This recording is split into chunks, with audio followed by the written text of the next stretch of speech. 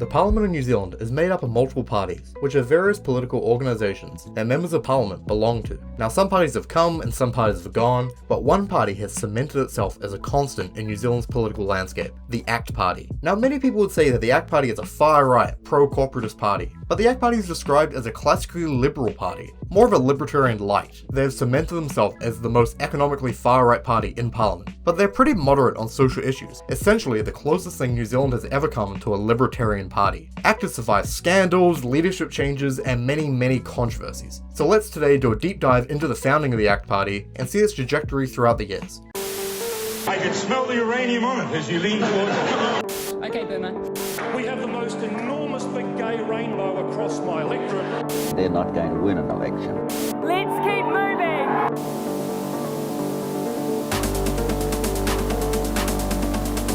The Association of Consumers and Taxpayers, or the ACT Party for short, was founded in 1993, but its origins start way back in 1984. So let's look back and see what New Zealand looked like back then. It's rewind time.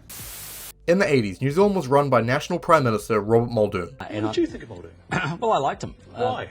He was a pretty strong leader, and at the time it seemed good. I think you can look back economically now and say things necessarily weren't that flash. Muldoon's New Zealand was a very different place than the country we have today. And the history of the downturn was effectively New Zealand had basically been a big farm for Britain. It would sell all its agricultural produce to Britain. Britain joined the European Union, I believe, in 1972, and this meant that they became part of the trading bloc, and mainly under pressure from the French, there were great barriers to imports, and New Zealand suddenly was taken off the tit of Great Britain. And the government responded just by trying to take more and more control of the economy, they had a kind of that model. And there was literally no economic growth between 1972 and 1984. We were a benign North Korea. Everything was controlled by the government, and I mean everything. You had to have a permit to go on a holiday and get the money for travel. I remember my father bought a car and he had to put his name on a waiting list for like 6 months, and then you had to go into a lottery. It was dreadful. There used to be a 6 to 9 month waiting list to get a telephone put on, and this is in a house that had all the infrastructure in place.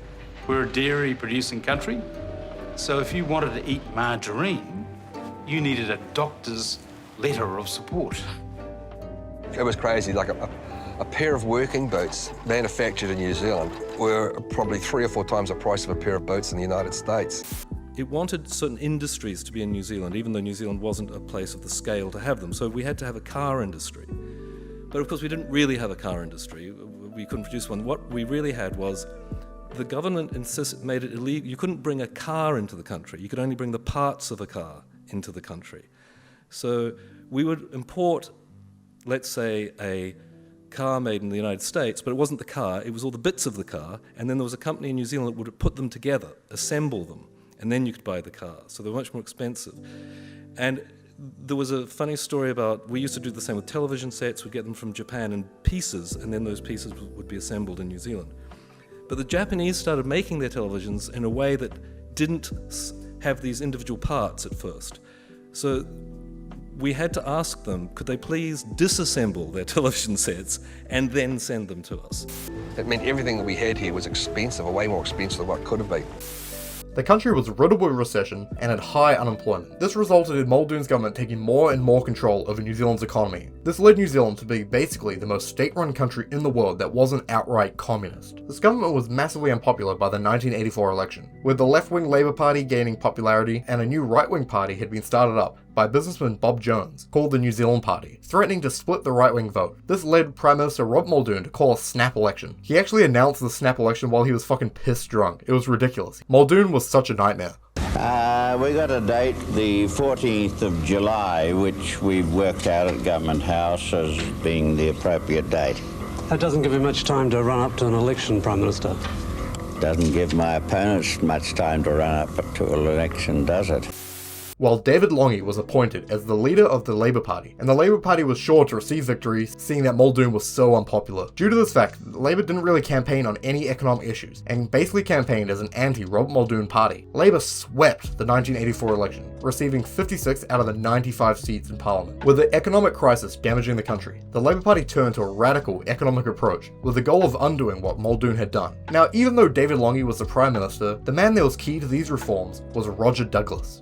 Really, it was an excellent result today over the country, and I think we in the Labour Party have a lot to thank David Lange for the magnificent campaign he ran over the last 4 weeks.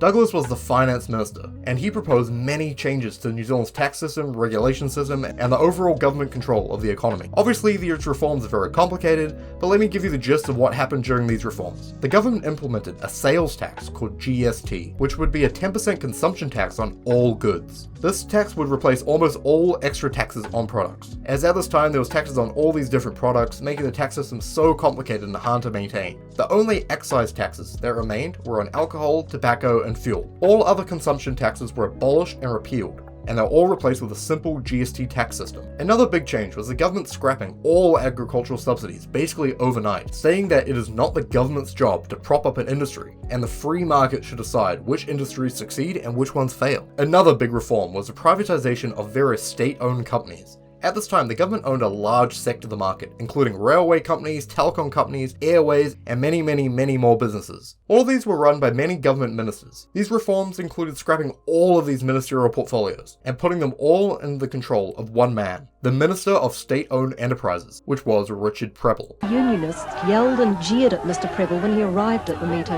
How do you feel about this reaction to your policies? Oh, Brenda Mock.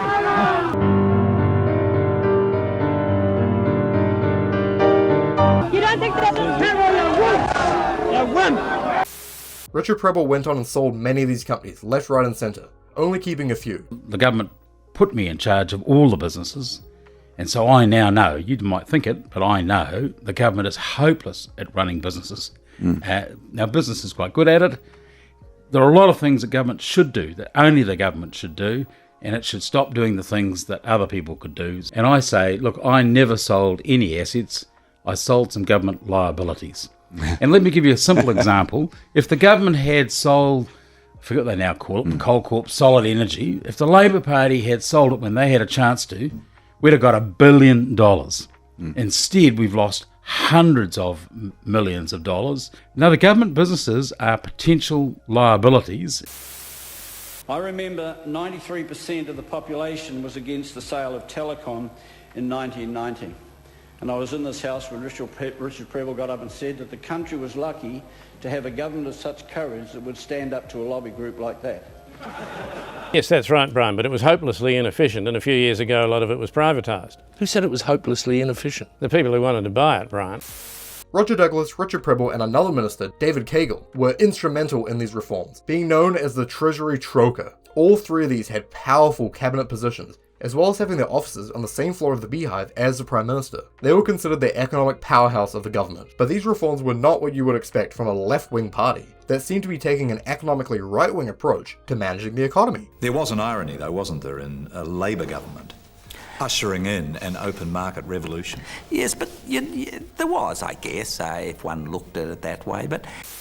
Now, these reforms were astronomical and rapid, changing the country drastically in just a few years, and the Labour Party was re-elected in 1987, increasing their seat count to 67. This was because these reforms were working. The economy was opening up, unemployment was down, and New Zealand had become a far more prosperous place. These reforms were called Erogenomics, pinning a lot of the success on the finance minister, Roger Douglas. Many at the time claimed that David Lange might have won the 1984 election, but Roger Douglas had won the 1987 election. This led Roger Douglas to be even bolder, pushing for more and more reforms. But many in the party thought that these reforms had run their course, and wanted a more stable approach to governance. This included MPs like Helen Clark and Jim Anderton, who were very critical of Roger Douglas and Erogenomics from the outset, and who had been left out of cabinet this entire time. It was clear that I wasn't going to be permitted to be part of the team. There were many ballots, but the line was, don't elect Helen Clark. she's not one of us, I guess. Jim Anderton claimed that Erogenomics may have freed up the economy, but it had led to massive inequity of the haves and have-nots. It had created a wealth divide in New Zealand that is still felt to this day. But it gave me no satisfaction at all to see that the government we had all worked so hard to elect in 1984 sheeted inequality into New Zealand in a way that I could never have envisaged. The gap between rich and poor widened by 127% in 6 years, 14% a year between 1984 and 90, and in my view New Zealand has never recovered from that enormous chasm. GDP between 1984 and 93 grew by 0.5% a year on average, while the world economy was growing rapidly at the time. We compare that to the Clark-led government in 1999 to 2008, where in real terms New Zealand's GDP grew by 36%, an average of 4% per year, or 8 times more than that Erogenomics period. No one says change wasn't necessary, of course, but the scale, timing and impact of change were borne largely by poorer New Zealanders.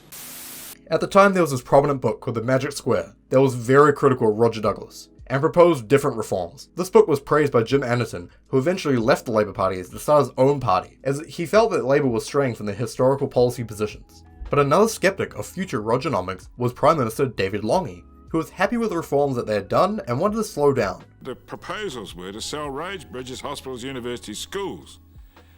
I mean, people don't know the half of the drama of what was suggested. At one stage, we were going to charge the state insurance office a couple of $100 to use the name state, up $1 million. I mean, this was sort of. It wasn't just your garage sale. It wasn't just your flea market. It wasn't just your fire sale. It was a sort of an international auction about to be conducted for the resources of the New Zealand taxpayer, and I was opposed to that. Nevertheless, Roger Douglas pushed for more and more reforms. This included increasing GST to 15%, implementing a flat income tax rate, scrapping mandatory unionisation, and many more. David Longy rejected all of these proposals. Roger Douglas was going to have a 25% flat income tax, no, 23. And Longy, the Prime Minister, just couldn't take it, and this was too much. This led Roger Douglas to write a strongly worded letter to Longy, basically stating that he could no longer work as finance minister and was resigning from cabinet. It is argued to this day that he didn't actually mean to resign, and he was just using it as a threat, and it was actually pushed out afterwards. At 1 o'clock today, I received a letter from the Honourable Roger Douglas. That letter began thus: after long and very careful consideration, I have decided to tell caucus that I can no longer work as finance minister in a cabinet led by you. But nonetheless, Roger Douglas challenged David Longy for the position of leader of the party and the prime ministership. But Douglas was not very charismatic and didn't have many leadership qualities. Roger Douglas was the opposite. Not very charismatic, not a good public speaker, but a absolutely determined reformer. He was more of a behind-the-scenes type guy, more of a technocrat, and he lost the bid for leadership. Longy put David Cagle in charge of finance to replace Douglas. At this time, Richard Prebble was also butting heads with Longy over similar matters as Douglas. Prebble wanted to privatise more and more of the government assets, which Longy rejected and fired Prebble from cabinet as well. Richard Prebble was easy meat. But Douglas and Prebble were still loved within the cabinet, and the government cabinet voted to reinstate Douglas back in cabinet. I interpret that as the caucus's ultimate death wish. That proved to me that the caucus had a majority of people in it who were politically incompetent, personally inept, and many of them are marginally stupid. This was the last straw for Longy, who clearly couldn't control his caucus and resigned as leader, making his deputy, Geoffrey Palmer, the leader of the party and the new Prime Minister. Good afternoon. The Prime Minister has resigned. In a shock announcement only minutes ago, Mr Longy said he'll tender his resignation to the Governor-General. A new leader and deputy leader will be elected by caucus tomorrow. We cross now to the Beehive and our chief parliamentary reporter, Alistair Carthew. Alistair, why do you resign today? I think he just found it totally intolerable, Mr Douglas's re-election last week. Mr Longy must have looked ahead and said, I can't work like we worked in the past. It's going to be totally intolerable for me to go back into that cabinet room and push my agenda. The new Prime Minister let Douglas and Prebble back into cabinet, but he didn't allow Douglas to be the finance minister again, actually making him the Minister of Police and the Minister of Immigration. The party pushed through a few more reforms after Longy left, but nothing compared to the rapid and explosive change in the first term. A big reform in the post-Longy government was giving more independence to the Reserve Bank, so it can pursue monetary policy that would keep down inflation. without government impacting how it is governed, for political reasons. Roger Douglas said that this system would be Muldoon-proof, with the Prime Minister unable to easily affect the decisions of the Reserve Bank. The head of this new organisation was called the Governor of the Reserve Bank, who at this time was Dr. Don Brash. Roger Douglas told the Treasury and the Reserve Bank in New Zealand, find a way of Muldoon-proofing monetary policy. Try to find a way by which politicians could not manipulate monetary policy for their short-term political gain.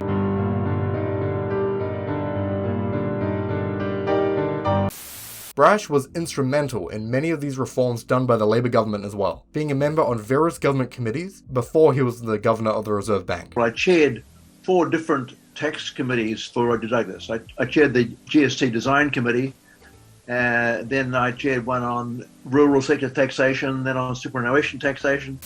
Labour lost the next election to National, who had taken a liking to Erogenomics and ran on continuing the reforms that Labour didn't do. This was led by leader of the National Party, Jim Bolges, and National's Finance Minister, Ruth Richardson. We knew the time had come for the second wave of reform. We needed to move into the no-go areas for Labour, the labour market, social policy, the size and the role of the state.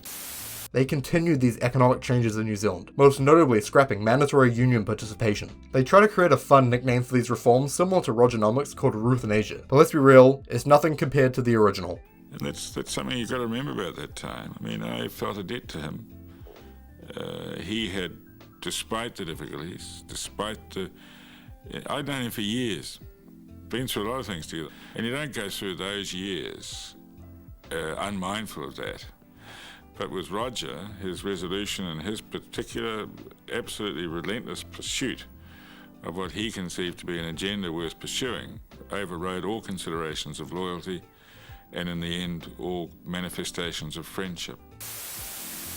Now our story skips a few years forward, when scholar, author and businessman Rodney Hyde spotted Roger Douglas having dinner at a restaurant. He went over and thanked Roger Douglas for his work as finance minister, praising him for his Erogenomics reforms. Douglas was apparently quite embarrassed about receiving praise and changed the subject and told Hyde that he was planning on writing a book. But not a book describing his reforms, but a book outlining his vision for the future of New Zealand, with New Zealand being more open, freer, and having a less regulated market. I regretted the fact, more particularly, that we hadn't finished the job, that in a sense we'd got 60% along the road and then left the job unfinished. He enlisted Rodney Hyde's help to produce the book together, which came out in 1993 called Unfinished Business. The book is very dry and not very interesting, but it outlines a plan for a more laissez-faire capitalist New Zealand. Rodney Hyde stated that the essence of Unfinished Business is a budget stretching over generations, showing that if we focus on helping people who are really in need, we can eliminate income tax and run government purely on GST. People who can manage themselves would go on and spend their own money on health and education, which we opened up for much needed choice and competition. This book was pretty popular and got a lot of buzz about these types of policies in New Zealand. After they wrote the book, Douglas and Hyde were having dinner, and Douglas said, "How are we going to make this happen?" Hyde didn't understand what he was saying. Douglas said, "The book. We didn't write it just for fun." Rodney Hyde had just thought they were just writing a book and that would be it, but Douglas was going to take him on for a ride.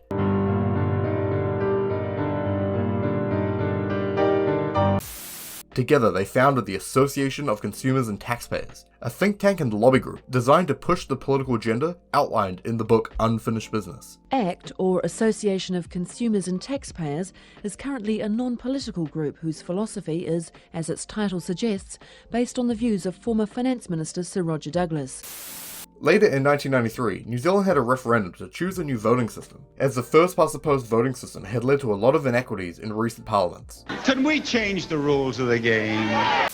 The public chose the MMP voting system, so let me briefly describe how it works. So the old first past the post system split the country into various geographical zones called electorates, each with roughly the same amount of voters. There would be essentially a race in every single one of these electorates to choose who would be the member of parliament for that small community. Then they would all go to parliament and the party with the most seats would form the executive and the party's leader would become the prime minister. This is how many countries in the world like Canada and the UK run their elections. There are two main problems with this system. Firstly, it creates a spoiler effect when there are more than two parties running in an electorate. Let me give you an example. If there were two parties running, a vaguely right-wing party and a vaguely left-wing party, the party with the most votes wins, right? Now let's add a third candidate into the mix. Say a further right-wing party. Now the two right-wing parties would split their votes from each other, and the left-wing party could win the election, even if the two right-wing parties have more votes together than the left-wing party. the plurality vote still wins. The other problem with first past the post is the fact that a party can have a large amount of support around the country and yet doesn't get any representation if their votes are split up around the country and not in specific electorates. This can make it hard for minority opinions and small parties to get heard and have representation in Parliament. But New Zealand chose the MMP voting system, and is still a system that we use today. Under the mixed member proportional system, there are still local electorate races, but every voter gets 2 votes, one for their local electorate candidate and one for their favourite party. One for a party,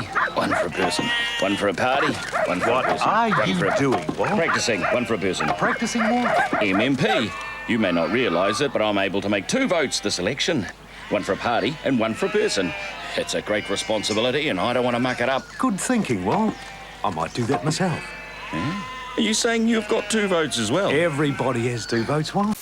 Now this second vote creates a national popular vote and delegates extra seats in Parliament to parties who are underrepresented from the electorate vote. We'll say this is Parliament. There are 120 seats in Parliament, and a party's share of all those seats is decided by its share of all the party votes. Say one party wins this many seats. Yeah. Well, the first seats go to all the party's local MPs. They're the people who won local electorates. Yeah, but if there aren't enough electorate MPs to fill all the seats, then the party can top up to its rightful number of MPs from people on their party list. Under this system, winning electorates isn't really important, as a party will receive seats anyway, based on their popular vote.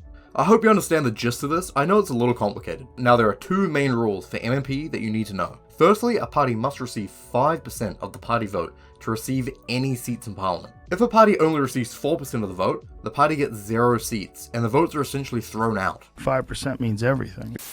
The other rule is known as the Coattailing Rule. If the party was to win at least 1 electorate seat, they would no longer have to abide by the 5% threshold, and can get allocated seats with less than 5%. This rule will become important later. Sometimes foreshadowing is relatively obvious. It was obvious that third parties would become more viable in New Zealand, as they no longer had to receive a majority in electorates and could get seats based on the popular vote around the country. There was already a bunch of third parties eager to give the MMP system a spin in the upcoming 1996 election, such as the Green Party, Alliance, New Zealand First, the Christian Coalition, and many, many, many more. So why not a Roger Douglas party? The Association of Consumers and Taxpayers was reformed into a political party known as the ACT Party. Roger Douglas was elected as its leader, and Rodney Hyde was elected as the party's president. The ACT Party was set up as a classically liberal party whose goal was to free up the markets of New Zealand and limit the regulation and control that the government had over our lives. This was not a libertarian party, like many people may believe. It didn't aspire for 100% laissez-faire capitalism or push for a Randian economy. My party, the ACT Party, is not a libertarian organisation. It's just the best home for somebody who is a libertarian. Douglas stated that he believed that the government had a role to play in the lives of everyday people, and its job was to push for the prospects of everyone, pushing for things such as higher wages and equality. Douglas had joined the Labour Party in the past because he believed in these principles, but he learned through his time in Parliament that the best way to strive for these goals was through a freer market and less regulation and less taxation. Roger Douglas was very concerned about low-income New Zealanders. He was, in that sense, quite traditionally left-wing, but he'd come to the recognition that the normal policy measures one associates with the left-wing simply were not working. Douglas had a very ambitious goal of getting 50% support for his new party. This type of support would allow his party to control the government and pass the policies that he outlined in the party's manifesto, Unfinished Business. But frankly, they were not doing well in the polls. Douglas was more of a technocrat, and wasn't a charismatic powerhouse like many other party leaders were at the time. He may have had some decent policies, but he could not explain them well or excite the voters. So the ACT Party enlisted the help of Douglas's former colleague, Richard Prebble. Roger Douglas even said that if it would help the party, he would step down as leader and let Prebble be the leader of the party. Rodney Hyde decided that if they wanted the public support, Prebble should write his own book about his political views and ideologies, and that's what Prebble did, publishing his book, I've Been Thinking. Now this book was very popular around New Zealand, being less bogged down by numbers and specifics like unfinished business, but still detailing the policy ideas that the ACT Party wanted to pursue. It described Prebble's experience working in the Labour government through Erogenomics, and heavily criticised government-owned businesses, and said that it was a waste of time, a waste of money, and should all be privatised. And he would know, he used to be the Minister of State-Owned Enterprises. I've Been Thinking was a book that everyone was reading at the time. It was huge in New Zealand. I wasn't live at the time, but I've heard that talking to someone who has read I've Been Thinking was like talking to someone who had just read The Fountainhead for the first time. Some people count, some people don't. Read it. think it's a book you'll enjoy, but make sure you return it. I have notes in the margin. A lot of people being very into Preble's messaging, and kind of started this cult-like following. A political youth group was founded in universities at the time, populated by libertarian kids who had just read I've Been Thinking. They called themselves Preble's Rebels. This group is now known as the Young ACT Party.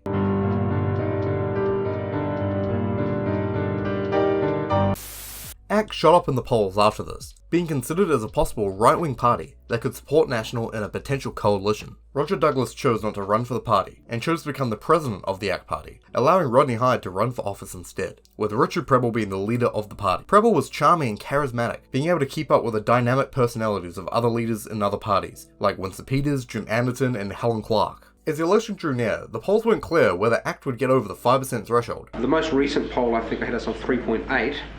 The polls before it had us, 3 of the polls before it had us on over 5. So on balance, we probably are going to make it, but you just don't know until the day. 5% is astronomical. Meaning that they would have to focus on campaigning in an electorate if they wanted a backup plan to win seats. The electorate they chose was Wellington Central, which Richard Preble was running in. There was an interesting documentary about the Wellington Central campaign, which outlined how grueling and politically charged this campaign was. Richard Preble was criticised for doing a press release for his new book, which seemed to actually be violating campaign finance law because the funds that he used to pay for this press tour were separate from his campaign budget, meaning that if you include the book press release within his campaign budget, he would have spent more money than you're legally allowed to do based on our campaign finance laws. Mark Thomas is more concerned about what he sees as manipulation of the rules on campaign advertising by another candidate, ACT Party leader Richard Preble. Throughout the country, Richard Preble's been seen on television screens promoting his book called I've Been Thinking. Those TV ads got National's lawyers thinking, and Mark Thomas says they're complaining to the Electoral Commission that the cost of the ads exceeds the limits on candidate spending. He's polling fifth in all of the published polls except for ACT's polls, so it doesn't seem to be making a difference. But of course the issue is we've all got rules that we have to stick within. Candidates have $20,000 that they can spend. They can't spend any more. Electoral Commission Chief Executive Paul Harris says he has not yet got that complaint, but will consider it when it arrives. Richard Preble is denying any wrongdoing. He says the advertisements for his book are placed by his publisher and are not part of his campaign. What Mr Thomas's real objection is to the fact that, of course, he couldn't write a book. I mean, there's nothing to stop him from doing so. It'd only take him about half an hour to put down all the thoughts of a 28-year-old who's never done anything, and he could publicise it. But of course, that's not what he wants. But he claimed it was separate. His book, I've Been Thinking, literally says in the book, this is not an ACT manifesto, because ACT literally had unfinished business as its manifesto, right? But you know, it's kind of in a grey area. Another thing he did was he sent around free copies of his book around to every single house in his electorate. Now this would be violating campaign finance law, because the cost of those books was far exceeding the amount he was allowed to spend. But he had a little scheme involved. Unsolicited copies are being sent to persons on the electoral roll of Wellington Central. Also, could you inquire how long I'm being lent this book for? I enclose a copy of the communication from Richard Preble that accompanied his book into my letterbox. And it's true, you know, dear so-and-so, my name is Richard Preble and I'm the leader of ACT New Zealand. I've written a book. Here it is. I've acquired some copies of it in your name from the electoral roll. I can't afford to give you the book. They cost $19.95, so I'm lending it to you. Come along. That's right. Are you not going to... how worried are you that after the election you get into terrible trouble? There's going to be a call for a recount because all this is clearly electioneering. You are using your book as electioneering. The lawyers tell me that I'm way under the campaign. How many lawyers limits. have you had on the case? Oh, a couple. That book retails for $19.95. I don't know if I should tell you how much it cost me to actually get them printed, but it's cheaper than a pamphlet. It's amazing. How long can she borrow it for? Forever. Forever. And I hope she enjoys the book. It's a gift. With every free book, he included a letter that said, please return this book after the election, as this book is just a loan. But he never went to go get these books again later, so it was a loan that he never recouped. Because obviously it was a gift. He broke the finance laws, and you know, it's something that the ACT Party does on occasion. We'll discuss that later. Nearing the end of the campaign, it looked like National was going to win Wellington Central, with ACT coming in a close second. With ACT polling below the 5% threshold, the Prime Minister and leader of the National Party had a strategy. He went on TV and told the Wellington Central voters that they should vote for the ACT Party with their electorate vote, and stating that ACT and National could work together to keep out a Labour government. This strategy pissed off the national candidate in that electorate, who criticised his own party in the press for this stunt. Strategic voting looks set to decide the vital Wellington Central electorate race after the Prime Minister severely damaged his party's chances of winning the seat by effectively endorsing ACT leader Richard Prebble.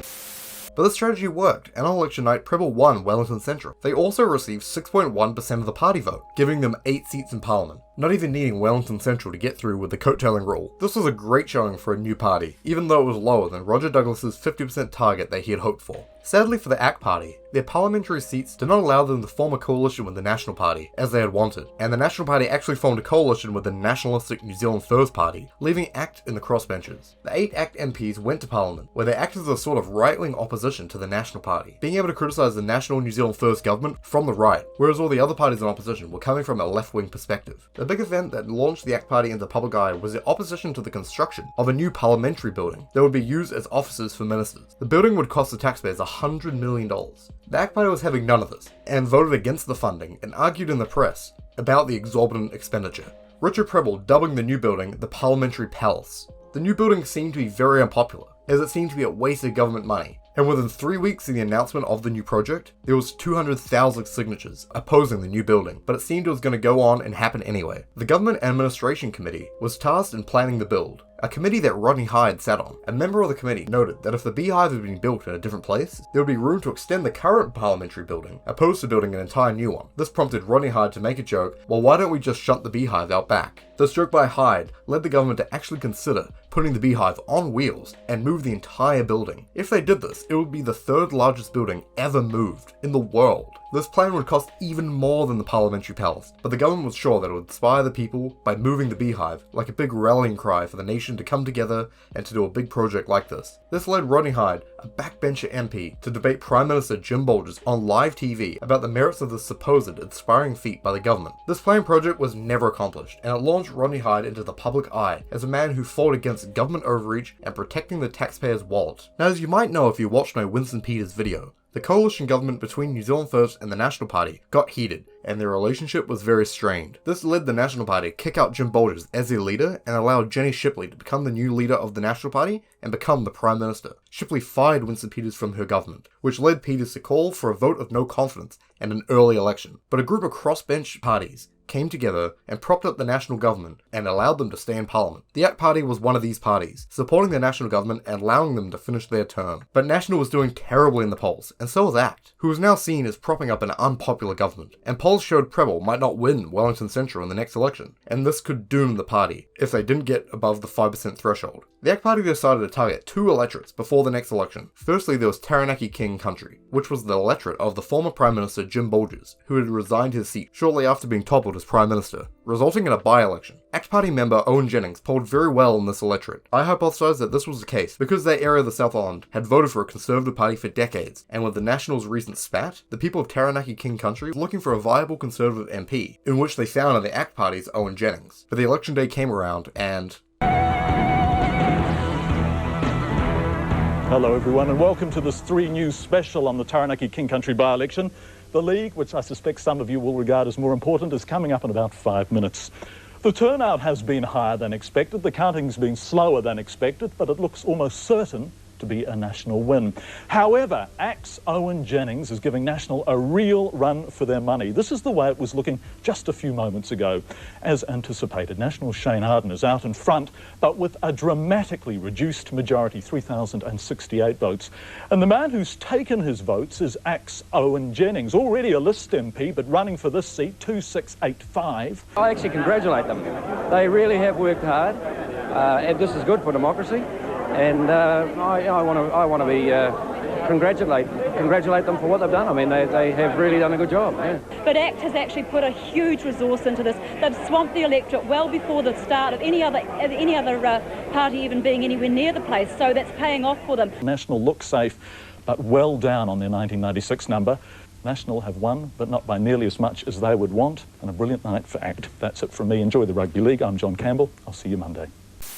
ACT might not have won that electorate, but they certainly showed that they had what it took to compete to stay in government. Also, in 1998, Richard Prebble thought that the National MP, Christine Fletcher, may run for Auckland Mayor, and would abdicate her electorate seat in Epsom, leaving room for a by-election. This led Richard Prebble to task Rodney Hyde to start laying groundwork for a campaign there, even setting up an electorate office, to make Hyde seem like a local MP. Hyde put in the work, opened an office, charmed the locals, which wasn't an easy feat, as Fletcher had actually won in the biggest margin in the country in the previous election, receiving 70% of the vote in Epsom. Another problem was the fact that Fletcher didn't in fact abdicate her seat, but she did run for mayor while still holding on to her seat. Fletcher won the mayoral race and resigned her electorate seat 6 months before the next general election, not resulting in a by-election for that seat. The election had rolled around and ACT leadership decided that they should focus all their energy on retaining the Wellington Central seat, completely neglecting Epsom and all the hard work that Rodney Hyde had put in there. Hyde decided to contest the Epsom electorate anyway, even without the resources from the main party. The Wellington Central electorate, as I said, was the party's main goal. They had convinced the National Party not to run a single candidate in that electorate, meaning that there was no vote splitting between the right-wing parties. And even with that, the polls were showing a neck-and-neck race between Prebble and the Labour candidate. So ACT had to focus on their party vote to make sure that they stayed above the 5% threshold. I'd like to hold Wellington Central, but of course the party vote is the most important, and if ACT goes up, that has to be, from the party's point of view, the best thing. This is always been a very hard race here in Wellington Central, and we might be like that. A big policy that they pushed was a tough on crime stance. They pushed for tougher sentencing and harsher punishments, all while calling Helen Clark's Labour Party weak on crime. This strategy launched them up in the polls, seemingly straying from their free market philosophy and becoming more of a populist right-wing party. The election came around and ACT lost both the Wellington Central electorate and the Epsom electorate. It could be argued that if ACT actually put the resources behind Epsom, Rodney Hyde could have actually won that seat. Seems like a poor strategy in hindsight. Due to their push for harder crime sentencing, ACT was able to get 7.4% of the party vote, enough to get 9 seats in Parliament. It's clear that the ACT party has broken the 5% threshold, that we will be in Parliament after this election. It looks at this stage that there's been a swing against the centre-right, which we've beaten. So from that point of view, I guess I'm rather pleased. But this election, National couldn't hold on to power, even with ACT support, and Labour's Helen Clark became the new Prime Minister, leaving National and ACT in opposition. In opposition, with National in a state of ruin and infighting amongst their caucus, ACT cemented themselves as a strong opposition party. The ACT party would criticise government waste and parliamentary perks for MPs, mostly figurehead by Rodney Hyde. Hyde was seen as an anti-government waste man, fighting against perks and benefits for MPs, cost that he said was too high a burden for taxpayers, similar to his anti-parliamentary palace arguments. This got Hyde a lot of attention, the media always going to him for comment whenever the left-wing government passed any new benefits or did anything that cost taxpayer money. Even though Prebble was the leader of the party, Hyde was seen as this perk-busting figure, and was even dubbed by some in the media as the true leader of the opposition, even though he wasn't even the leader of the ACT party, and the ACT party wasn't even the largest party in the opposition. Rodney Hyde described in his biography various stunts that he did at this time to combat parliamentary perks. I'll explain one now. Rodney Hyde describes in his book that he once found out that he was able to ask the Speaker of the House who had spent the largest amount of money on taxi bills throughout the year, taxi rides that were paid on the government dime, as long as he didn't ask which MP it was. He was told that an MP had spent $29,170 on taxi rides alone in 1 year. Rodney Hyde leaked this directly to the media, and it was revealed that MP Jonathan Hunt, a very prominent Labour MP, was the one responsible. After this, people dubbed Hunt the Minister of Wine and Cheese, as he also liked to wine and dine on the government credit card as well, racking up charges paid for by Mr. and Mrs. Taxpayer. Now this made a big name for the ACT party. They had become the party that was tough on crime and against government waste. But guess what? This wasn't the heart of the party. When Roger Douglas founded the party, unfinished business wasn't about MPs having less taxpayer perks. It was about implementing radical free market change to New Zealand. It was about continuing the legacy of Erogenomics. But it seemed that the ACT party had ditched those bold beliefs in search of electable hot topic policies. The party had morphed into a party of right-wing populism. But regardless of the ACT party turning their back on the original goals, they retained their 9 MPs in the 2002 election, when Helen Clark called a snap election months before it was originally scheduled. National received its worst defeat in its party's history. Rodney Hyde did not pursue the Epsom Electorate again, as the party decided to only focus on the party vote, as they were desperate to stay above the 5% threshold, as they had no solid electorate to fall back on. Hyde still kept his presence in the electorate and was still in the voting roll, but he did substantially worse that time around. In opposition, ACT still functioned as a force to criticise government waste, again not really pushing for bold change that Douglas had founded the party on. Rodney Hyde wrote about a sad and interesting event that happened during this time in his book. An ACT associate, economist Martin Holmes, attempted to commit suicide as euthanasia or assisted suicide was not legal in New Zealand. Holmes had been diagnosed with Huntington's disease and wanted to die before the disease took away his ability to make that choice. So he took a massive dose of pills in an attempt to commit suicide. He was taken to hospital and resuscitated, but was told that the damage had gone too far to his legs and they would need to be amputated or he would die, in which he responded good, and he was allowed to die painfully from his injuries. The ACT caucus mourned for the death of their friend, and supported New Zealand First Brian Donnelly's Death with Dignity Bill, which would legalise euthanasia in New Zealand. Sadly, this bill was defeated in its first reading, but the issue of euthanasia would become part of the ACT Party's platform, as choosing to die when you wish to is a very classically liberal and small government minded policy that fit well with the founding principles of the party. In December of 2002, just months after the election, scandals struck. It was revealed that ACT MP Donna Awete Huata had defrauded the government and had stolen $140,000 of taxpayer-funded money from a trust set up to aid children reading programs. This was an outrageous discovery, and New Zealand had never had a criminal MP before. She was promptly kicked out of the ACT Party and became an independent MP. She was sentenced to 2 years in prison for her crimes, and the Supreme Court had to step in and rule that she could no longer retain her seat in Parliament while being in prison, and she was kicked out of Parliament. This was actually one of the first cases ever tried in front of the Supreme Court of New Zealand, which had been founded just prior to this scandal. This damaged the ACT Party's reputation massively. Even though there was no connection between the party and the fraud, the ACT Party absolutely crashed in the polls, partly due to the scandal, but probably mostly due to what was happening in the National Party. Since National's abysmal showing in the last election, the National Party saw a new leader emerge, Dr. Don Brash, the former governor of the Reserve Bank. Now, the way the government functioned currently was National was a centre-right party, with ACT participating as a further right party, pushing for more right-wing policies that National wouldn't touch, like race issues and extreme free market policies, while Don Brash was not your typical National leader, and was infamous for his harsh comments on Maori. Brash's leader pushed the National Party quite substantially to the right. My philosophical home was probably even then with the ACT Party. But if you look at the ACT Party policies and the National Party policies, they're very, very similar. Yes. They both believe in limited government, low and reasonable taxation rates, equal citizenship, etc. So I could have been comfortable philosophically in either National or ACT. Don Brash was actually really close friends with Rodney Hyde. He was accompanied by Rodney Hyde. Yes. At that point, Rodney was working for and with Roger. Rodney hardly said a word throughout quite a long meeting, but at the end of the meeting, he said to me, "I gather your wife is from Singapore." I said, "Yes, that's right." He said, "My wife is from Malaysia." He said, "Next time you and your wife are in Auckland, let's the four of us have dinner together." So sure enough, we did that, and we became not just friends, but close friends. We were so close indeed that many Christmas days we would spend together as families. So it was not just a casual friendship, it was a close friendship.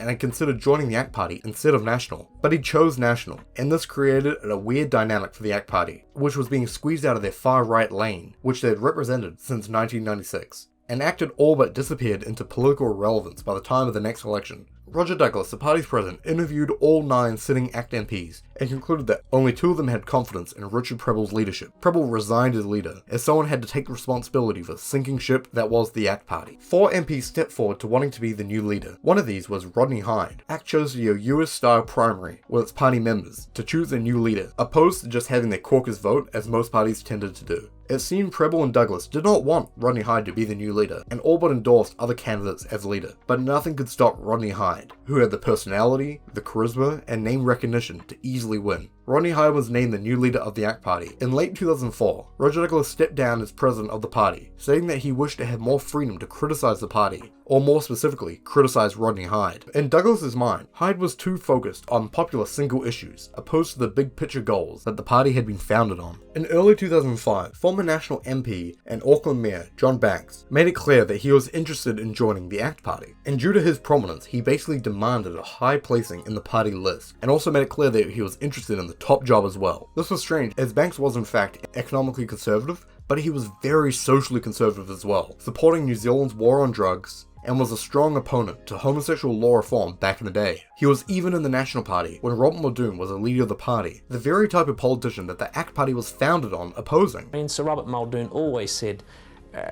Banks, if you got too many friends in politics, son, you're no bloody good. 835,000 New Zealanders, average decent people, presented this Parliament with a petition saying they don't want to know about this bill. They don't want to legalise sodomy for 16-year-olds, 17-year-olds, 18-year-olds or 20-year-olds. They don't want to have sodomy legalised for armed servicemen. They don't want to have sodomy legalised for any sector of our society because they say that legalising sodomy is the thin edge of the wedge and it's going to destabilise the family unit, destroy this nation and democracy. Thankfully, ACT did not succumb to Banks' demands. It did not allow him to become a candidate in the party, standing up for the party's core principles, for the time being that is.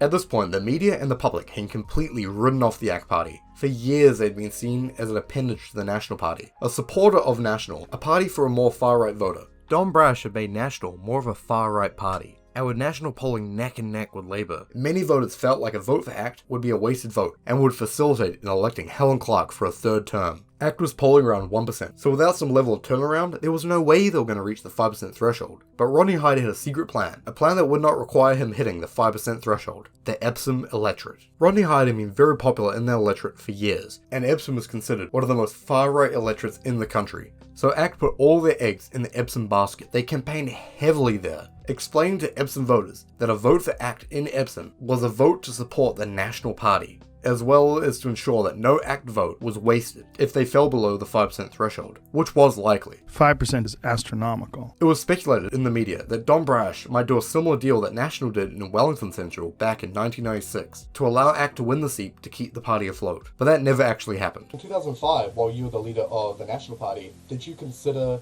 an Epsom deal with Rodney Hyde? Like we do nowadays? Did I consider it? Yes. But the board, National Party board, was totally opposed to it. Right.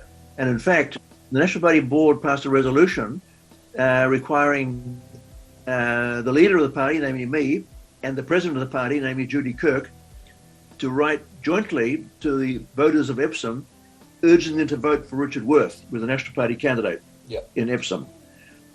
I refused. I said, that's crazy. From the National Party's point of view, it makes no sense at all to deprive ACT of that electorate if they can win it. Election day rolled around, and Rodney Hyde had all his fingers and toes crossed, and it turned out that he had won Epsom. Thank you, congratulations! He saved the show! We have a winner!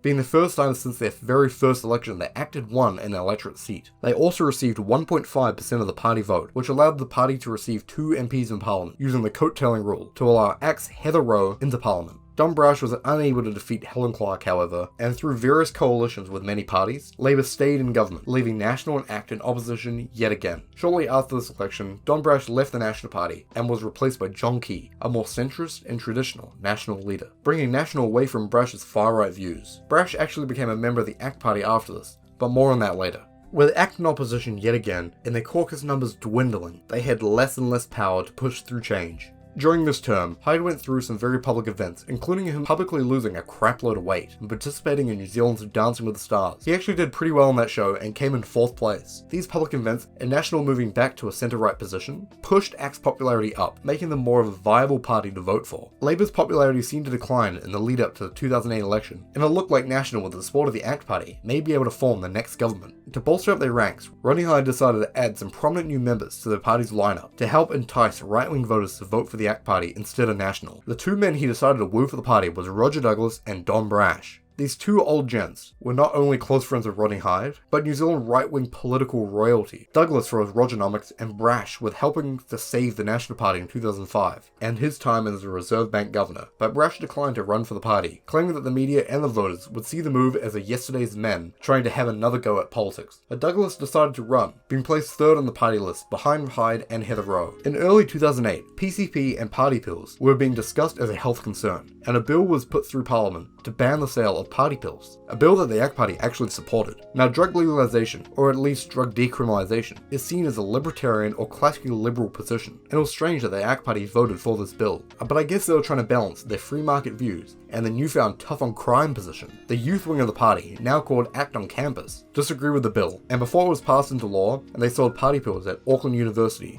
as a stunt to protest the bill, as they signed up new members. Young supporters of ACT are being condemned for selling cut-price party pills to promote membership of the ACT Party on campus. That's at Auckland University. Those behind the scheme are unrepentant, despite BZP becoming a Class C drug next month. As Auckland University started back for the year, young ACT Party supporters decided it was a chance to recruit students. We thought that because it coincided so well with the second and third readings of the Misuse of Drugs Amendment Bill trying to ban BZP, that we'd actually sell party pills to raise awareness of the issue on campus. The president of ACT on Campus in Auckland, Ben Smith, helped organise the promotion during orientation week. He says their deal, $1 party pills in return for membership of ACT on Campus, which describes itself as the youth branch of the ACT Party, received huge support. The ACT leader, Rodney Hyde, wasn't aware of the promotion until he was told about it on Sunday. Oh, well, young people are young people, and, people at universities tend to go to the extremes, but, you can't smack their bums anymore. It's illegal too.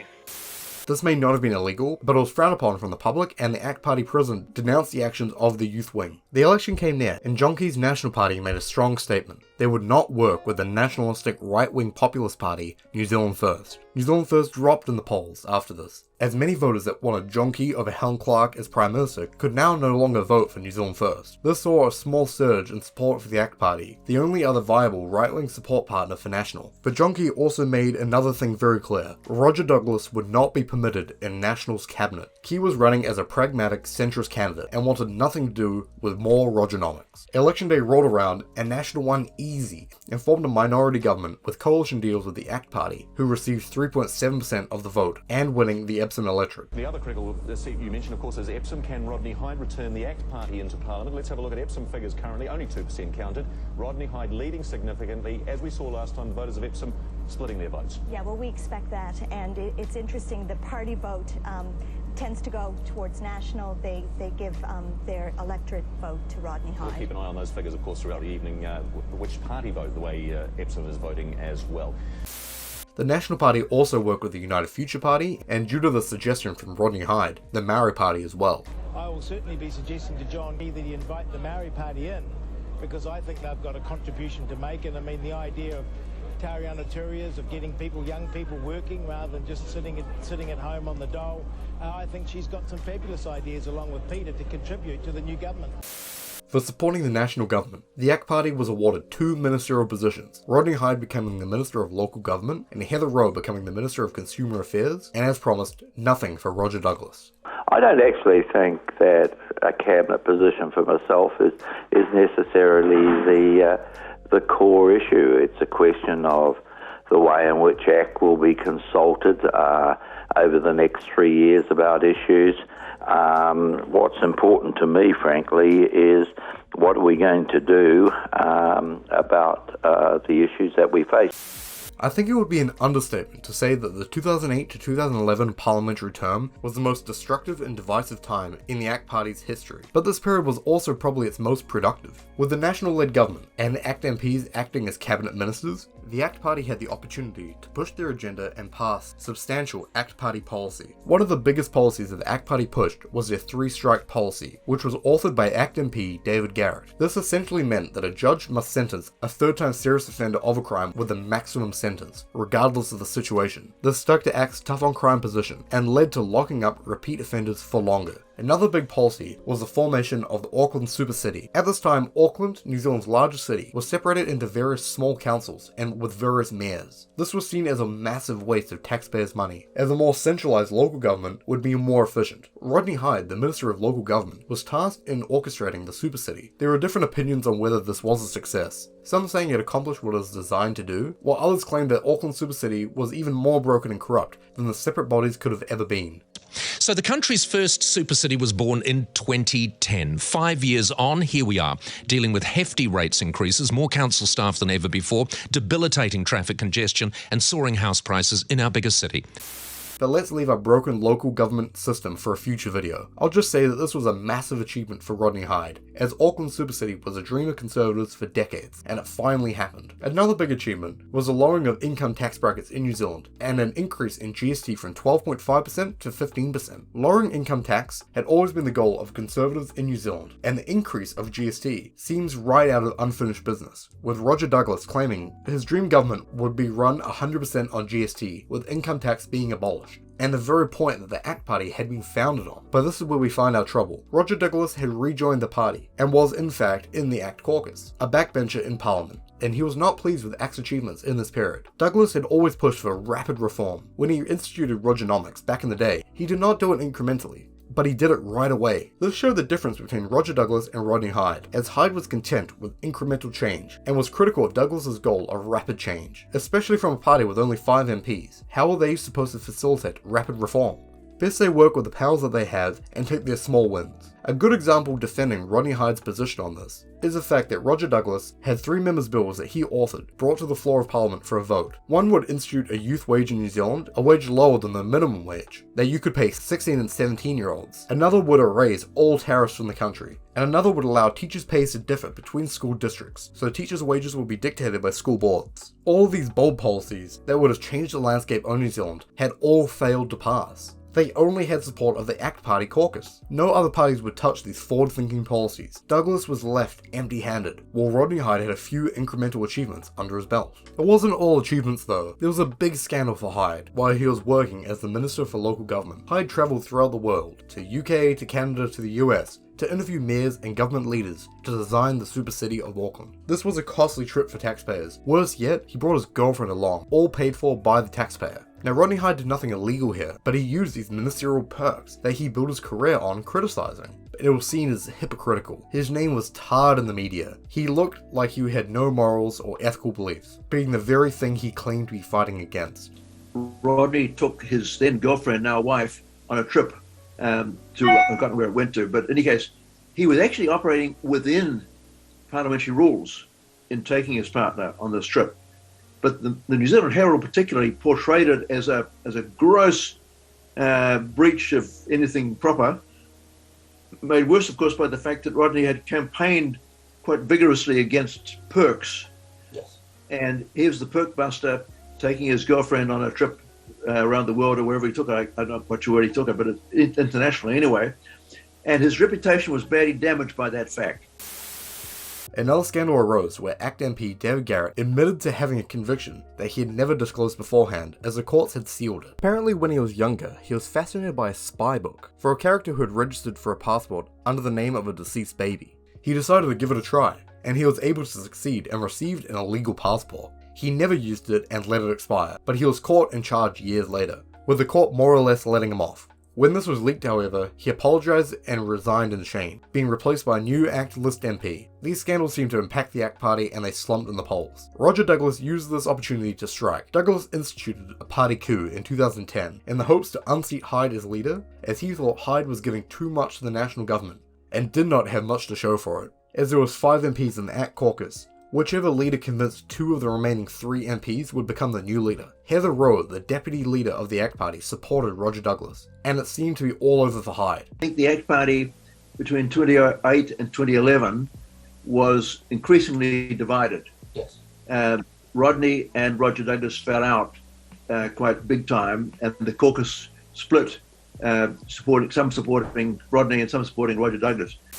Prime Minister John Key stepped up and said if Douglas became the new leader, he would end the support agreement and call for an early election. This allowed Hyde to win the leadership vote and stay on as leader, removing Heather Rowe from leadership. This party squabble and scandal after scandal tarred the party and they tanked in the polls. Roger Douglas announced that he will not run in the upcoming election, and with Rodney Hyde's name damaged because of the flight scandal, ACT needed some new name recognition. Hyde approached his friend Don Brash yet again, begging him to join the party. He even offered him a co-leadership position, similar to how the Maori Party and the Green Party run their parties. He even said that if the polls indicated that it would be beneficial, Brash could even run in Epsom instead of Rodney Hyde. But Brash figured any positive branding that he could give to the ACT Party, it would be cancelled out by Hyde's unfavorability. So Brash decided he would join the ACT Party, but as its sole leader. The party was hesitant, but the ACT caucus members were eager to keep their jobs and let Brash become the leader, even though he was outside of Parliament. Hyde announced that he would not stand for re-election and would allow a different ACT member to run in Epsom. This must have been a heartbreaking situation, as Brash and Hyde were actually really close friends, Hyde seemingly being stabbed in the back by his close friend. So in fact I did, as you know, challenge him for the leadership at that point, and with a heavy heart, as I say, because we were still close friends. But who would be the candidate to run in Epsom? Don Brash? No. Many polls show that due to his recent stint as Mayor of Auckland, John Banks would be better suited for this position, regardless of him actually being a good fit for the ACT Party's core principles. Now, Don Brash brought with him his big signature policy, his one rule for all policy, fighting against Maori electoral seats, Maori language being taught in schools, and affirmative action. I think it's quite clear that many Maori are disadvantaged economically, no question about that. I think on that Tariana and I agree. But everyone's got an equal chance to succeed? Article 3 makes it quite clear that all New Zealanders should have the same rights at law, irrespective of the... Sorry? Do they? They do not. At the moment we have a preference in the terms of Maori seats, Maori wards, Maori seats. There for 5 years originally, now 140-something years later, we've still got them. Everything else in the Resource Management Act, we have 2 votes for Maori. They have a vote as a member of the community and a vote as a member of Maori. This was his big talking point, as leader of the National Party, and now yet again as the leader of the ACT Party. He wanted no extra rights or protections for the indigenous people of New Zealand, the Maori, claiming that the laws currently on the books were racist against white people. Now, I'm not going to get into my personal views on this, but many saw this as racist dog whistling, pushing for animosity towards a minority group in this country. This especially pissed off the Maori Party, who said that they would not work with the ACT Party while Don Brash was the leader. A drastic change from when Rodney Hyde had called for the Maori Party to be part of John Key's government. But I will tell the public one thing. We wouldn't enter into a coalition arrangement with the ACT Party. Even when we were in with National, we voted more times against them than we voted with them, and we never, ever voted with ACT. Brash planned on ACT giving National a backbone, planning to force National to stick to a more right-wing platform. Brash wanted to be the Minister of Finance and to force National to pass the policies that he would have passed in the 2005 election if he had won that election and became Prime Minister. But there were complications for ACT in the lead up to the 2011 election, which Brash outlined in his biography. He talks about the scourge of Johns, who ruined the campaign. Many of our problems were related to Johns. John who? Take your pick. Firstly, there was John Bascall. Bascall became the co-leader of the ACT Party after Heather Rowe was ousted, and then the leader of the ACT caucus after Rodney Hyde was ousted, while Brash was leader of the party outside of Parliament. The ACT board had decided that Bascall would be the only current caucus member allowed to retain his seat in the upcoming election. This made it seem that Don Brash had come into the party and fired everyone, which isn't necessarily true. So Brash was keen to make good friends with Bascall to show that he could have some party unity within the establishment of the ACT caucus. Brash named Bascall second on the party list, but months before the election, John Bascall announced that he would not contest the upcoming election, completely blindsiding Brash and the rest of the party. Brash and the ACT board pleaded with Bascall, saying it was terrible optics of the party. They even proposed a plan where Bascall would stay on for the election and quit after the election, giving the seat to another ACT MP. But Bascall refused to do this plan, and it looked to the media that Brash couldn't work with anyone in the ACT party. It seemed that he had just joined the party that was not his own and fired everyone, proclaiming it the Don Brash party, which seemed to not really be 100% the case. The next John was John Banks. Now John Banks was the ACT candidate for Epsom and was polling well. So well in fact, people thought that he was even more popular than Brash himself. Brash had elected to not stand at any electorate and focused to campaign on ACT's party vote and planned to coattail into Parliament if they won at Epsom and didn't reach that 5% threshold. This 2011 election was not long after the mayoralty election in Auckland. I think that was in 2010. And Banksy had polled extremely well in the Auckland mayoralty race in what was the Epsom Electorate. So we knew we had a lot of support in that area. And the theory was that he would anchor the party by winning that electorate, because obviously he was going to win it. And I would spend my time moving around the countryside, campaigning for the party vote in other parts of the country. The party vote campaigning led Brash to do many speeches about the party platform, such as one law for all, education reform, tax reform, and being tough on crime. In a speech when he was discussing crime, he added that the amount of taxpayer money that was spent towards policing cannabis might be better spent elsewhere, and decriminalizing cannabis would be an intelligent policy to pursue. Now, this doesn't seem to be out of the realm of reasonability for the leader of a semi-libertarian party to make a statement about this, but it absolutely pissed off John Banks. Remember, John Banks was not necessarily socially liberal, like most members of the ACT Party, and only really agreed on the party's platform on economic policy. John Banks really is a conservative politically, not a libertarian. He belongs in the National Party.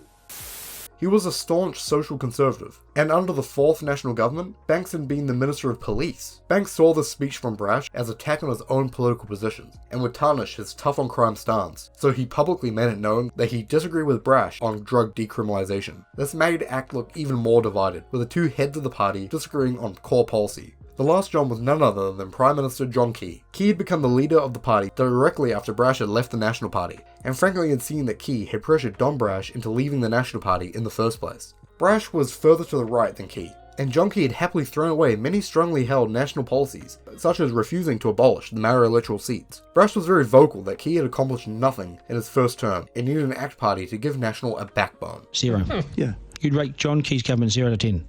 They failed in most of the things they said they'd do.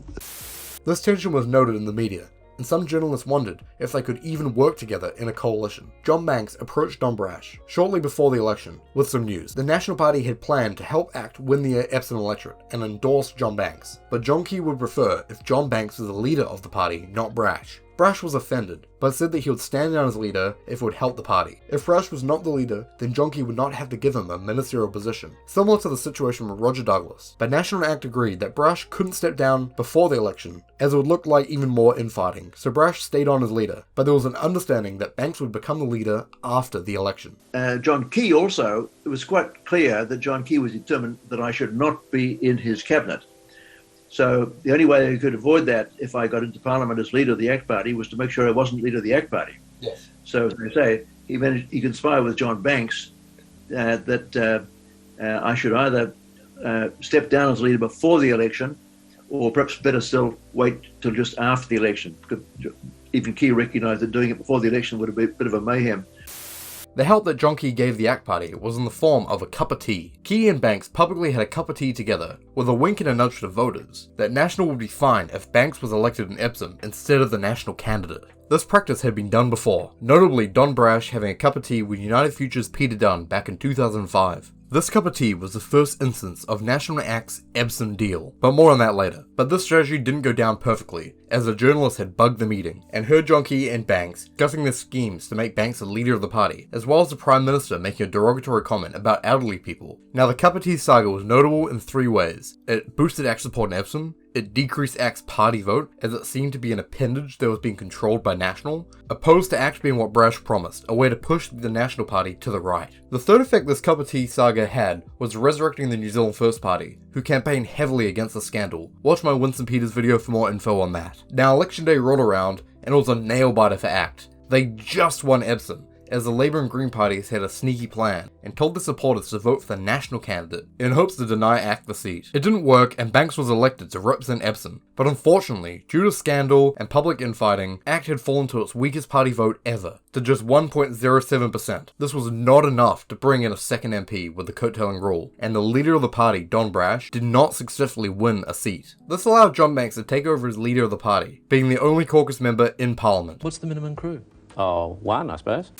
National won this election again and kept its support partners, which included ACT, John Banks becoming the Minister of Regulatory Reform, Minister of Small Business, Associate Minister of Commerce, and Associate Minister of Education. Now, John Banks was now the new face of the ACT Party, which seems strange, as he did not have the history of liberalism or libertarianism as the previous leaders of the party had. But he did mastermind a massive policy for the ACT Party: charter schools. Charter schools essentially are private schools that are funded with public money. There are various arguments for and against these schools, arguments I don't really want to get into right now, but this was an ACT policy for years, and with the help of the National Party, John Banks was able to achieve this policy goal as an Associate Minister for Education.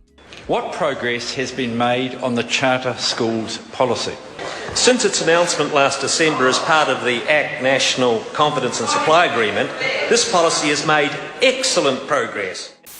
Another huge thing that happened at a key second term was the Green Party's Marriage Equality Members' Bill coming to a vote. This bill would legalise gay marriage in New Zealand. And do you remember John Banks' position on homosexuality? Legalising sodomy is the thin edge of the wedge, and it's going to destabilise the family unit, destroy this nation and democracy.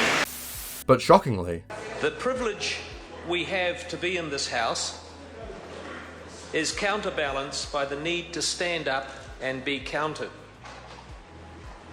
And I'm one of a handful of members that was here in the very early days of these debates. After 3 decades and 10 parliaments, I've had time to reflect on what I said and to reflect on what I did. If I knew then what I have since learned, I would have acted differently. I see this as a debate more about human rights, predicated on the basis that we are all entitled to live our lives to the fullest extent of human happiness while respecting the rights and beliefs of others. I believe all New Zealanders should be free to pursue their own happiness. ACT's principles of freedom and choice go to the heart of this particular issue. Freedom gives each individual the right to determine for themselves their happiness for their own lives.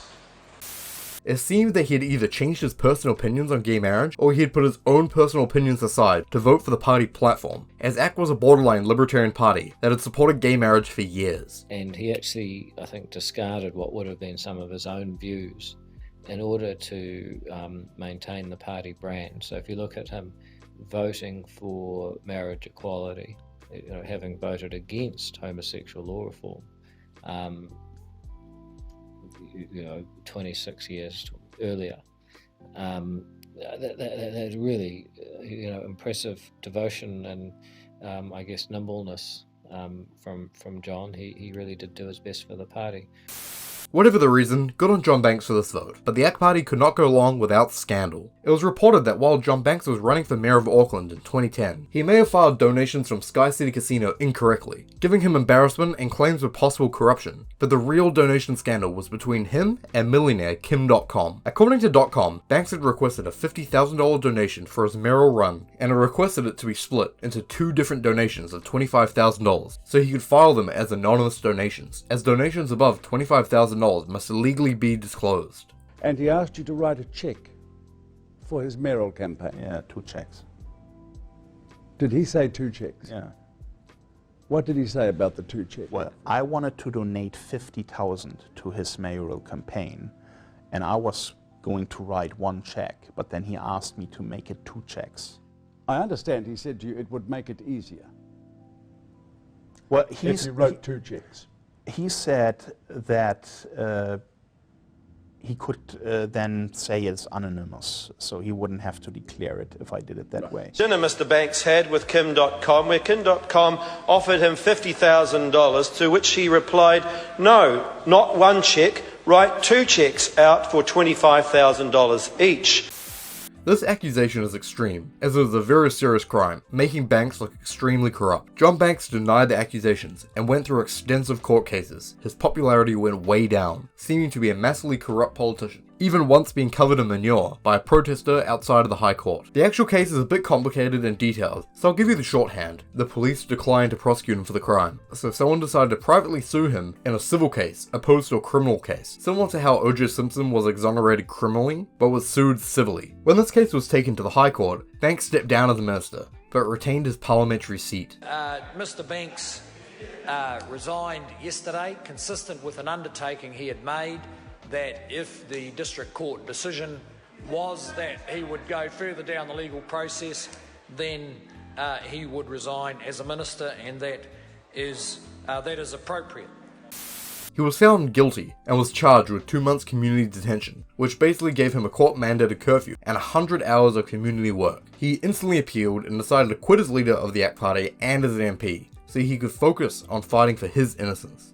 This left the Epsom Electorate seat open, and as it was 6 months before the next election, there was no by-election for the Epsom seat, and ACT had no representation in Parliament for the rest of the term. John Banks actually did get exonerated, and his guilty verdict was overturned. But you know, there are a lot of claims that the court got it wrong, and Banks got off unfairly, but who am I to question the courts? Well, now we need to look at the 2014 election, where the ACT Party had to decide who the hell was going to lead them. Everyone who was connected to the party was scorched earth. Everyone damaged by scandal. The party just seemed corrupt and unelectable. So ACT turned to someone who was not an established ACT candidate, and they elected Jamie Whyte to be their new leader. Whyte was by far the most radical libertarian that they'd ever had as leader. You know, Jamie was, like Rodney, had a really clear philosophical base to him and could articulate the case for liberty at a very high standard.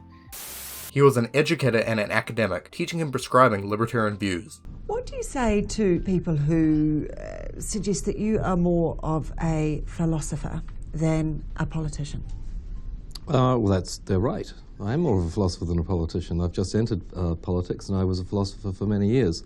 But I don't see that as a problem. A lot of people don't particularly like politicians.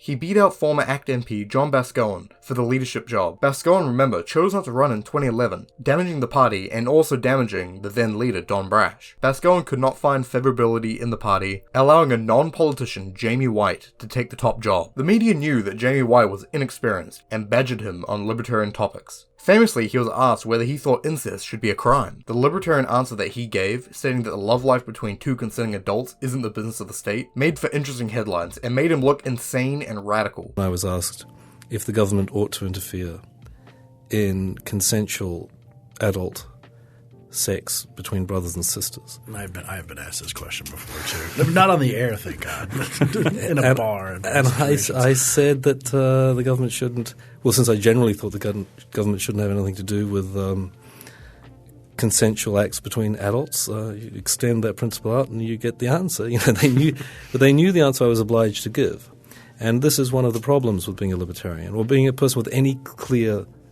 philosophical position, which is that you can kind of predict what they ought to believe. And of course, a lot of what is entailed by principles is contrary to common opinion. Most people aren't willing to take ideas to their logical limit. And they find people who do not to be impressive. Isn't it wonderful how consistent he is? They think you're nuts. They think you're an extremist, an ideologue, and you're somebody to be frightened of. But getting back to the incest thing this week, you know. Well, I'm not going to talk about that. I don't want to talk about incest. Because that was because you are. That was a gotcha question to someone who's new in politics, and he's never going to answer that question again. Like that again. Well, it's nothing to do with the ACT Party.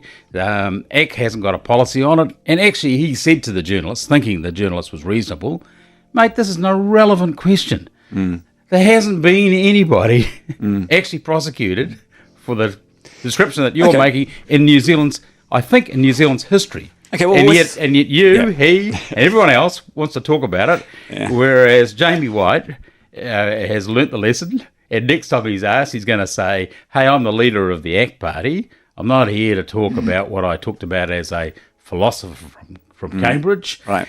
And I'm happy to talk to you about the reason we should have lower taxes in New Zealand, but I'm not going to go on your gotcha questions. The party chose to try to reel him in with two party insiders. Firstly, there was David Seymour. Seymour had been a party loyalist for years, being part of the youth wing of the ACT Party back when he was at university. He was also a candidate for the ACT Party in previous elections. Seymour had also worked with John Banks to help pass the charter school program, giving him great experience around Parliament. Partnership schools, you know, just this week we announced 4 new schools opening. These schools are changing kids' lives for the better, and I'm really proud of that.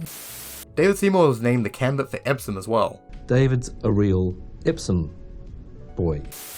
Due to the backfire of the teacup stunt last election, John Key did not do the same thing for David Seymour, but he did guest speak at a fundraiser in Epsom for Seymour, which was just shy of an outright endorsement. You're going to vote for the ex-candidate. We're doing the right thing. You're doing the right Why would you do anything else? This gave ACT reassurance that they may be able to fall back on the Epsom Electorate again if they did not reach 5%. There was a lot of discussion on whether Jamie Whyte should be the candidate for Epsom, to guarantee the leader a seat in Parliament, so that there wasn't a similar outcome as in 2011, where the party only won Epsom, not letting the leader of the party into Parliament. But this strategy was decided against as an ambitious move to push for a higher share of the party vote than just one seat. When you became leader in 2014, was there a discussion on you becoming the Epsom representative or the candidate for that electorate instead of David Seymour? There was. That was the big issue, in fact. And the view that I took, along with David and along with several of the board members, was that it was insufficiently ambitious. Like, all we were really trying to do, if we're taking that strategy, we were basically saying, look, we're not going to get anything more next, and let's not even bother trying. Let's just make sure that the leader gets into Parliament. The board faced a dilemma in 2014.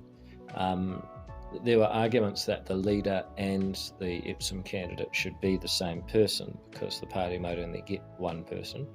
I made a different argument that first of all the party needed to show a bit more confidence than that by separating the roles, and second of all that the party needed to have a backup plan.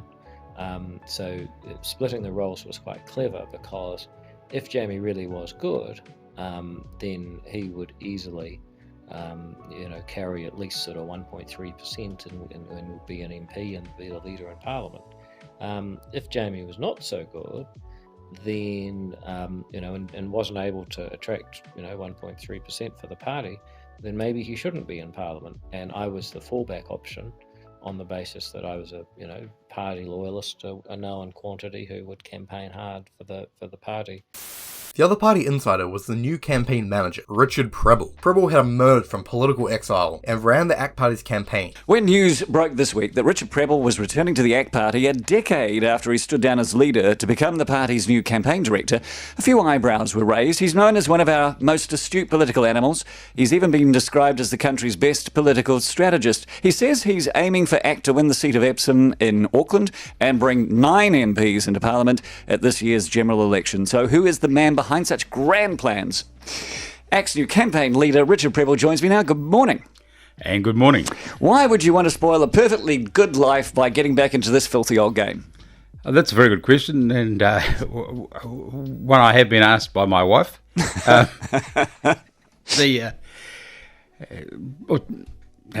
should I start? ACT, I've been very distressed by where the ACT Party is, and I was asked what should happen, and I said, look, when you've got a good product and a busted brand, you need to do a clean out. You need some fresh faces, new ideas, new people. And then I was introduced to Dr. Jamie Whyte, and I have to say I was very impressed. I wonder where they managed to find him. And I was chatting to him, and I encouraged him to run for the leadership. And he ran. I didn't do the selecting, but he was selected, and I was feeling pretty good. And then he rang me up and said, I'd like you to be my campaign manager. And I couldn't think fast enough as to why I shouldn't do it. and so I found myself the campaign director.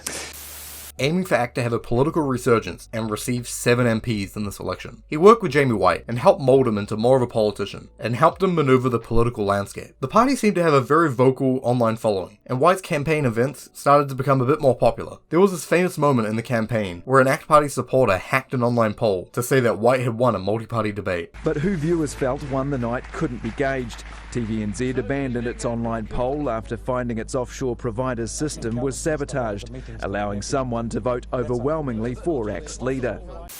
Whyte continued the argument that ACT was an important party to keep the National Party in government, but also to give it a backbone and push it further to the right. Whyte pushed the ACT Party in the direction of more radical economic liberalisation, sticking true to the original intent of the party prescribed in Unfinished Business. But he did campaign heavily on a tough-on-crime stance, similar to the previous leaders. But when I look at your billboards around town, I'm seeing tax, yes, but I also see tough on crime, and I see one law for all, and all of the stuff that's happened with that speech. Does it not look a bit more like, whether it's because of the polls or whatever, rather than classical liberalism, we've got classical populism emerging again from the ACT Party? Okay. Look, the one law for all stuff, or one country, one law, and that is absolutely essential classical liberal stuff. And that is core ACT policy? Oh, absolutely. This policy did not seem to be consistent with Whyte's libertarian economic policies, and I asked him about it when I interviewed him. We campaigned a little bit on crime. That was a legacy of the Rodney Hyde days. I have mixed feelings about it now. We were known as, we had the 3 strikes and you're out policy, and all that tough on crime stuff. I mean, I do believe that being tough on crime is an important part of having a liberal society, because people need to feel safe to go about their business, not just because the government might interfere with them, but other private people might interfere with them. One of the proper functions of the state is to protect us from criminals. So I'm not against it in principle, but it's just that I'm not sure it had the right, it's called optics, it was the right way of selling the party. And my heart wasn't really in it. So I regret that element of our campaign.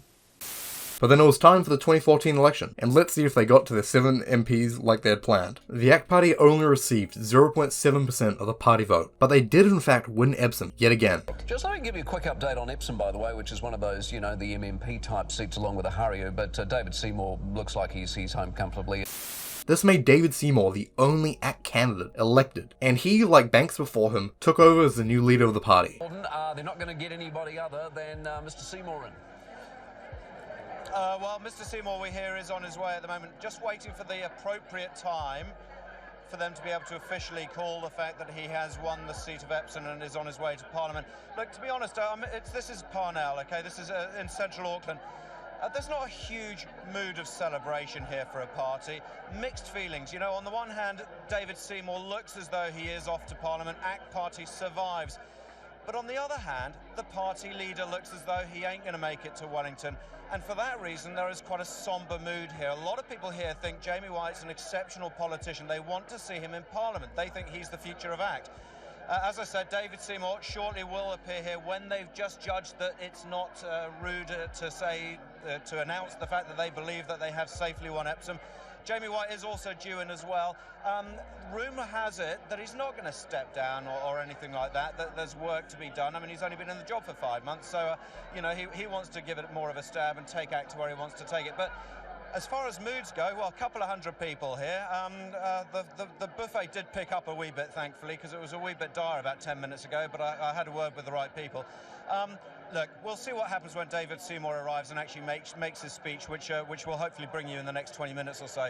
But yeah, mood just needs to pick up a wee bit for the ACT Party this evening. Well, I was going to say, because Rawdon Christie there at ACT Party headquarters, but really ACT hasn't been part of this campaign. Jamie Whyte, despite what they might think in that room, really hasn't looked like a politician, if you want to call him that, as comfortable in his role. He's looked at odds. He looks like a bloke who belonged at university and suddenly decided to try politics, and I watched him on that multi-party leaders debate, and he looked bewildered, and then he tripped up. You remember he tripped up over what burglary was, and I thought, are you in the right? In fact, and that was the McDonald's one as well. Yeah, exactly. Yeah, my kids and working at McDonald's. He's a likeable person, but I just don't think he's sat comfortably with politics. And then you got to ask yourself whether or not you can have a leader of a political party with one of you blokes in Parliament, and you're not in Parliament. Anyway, I am disappointed. I guess we all are by the party vote. 0.7, only 1 MP. It's a terrible disappointment. It's not the result of a lack of effort. You guys have worked fantastically hard.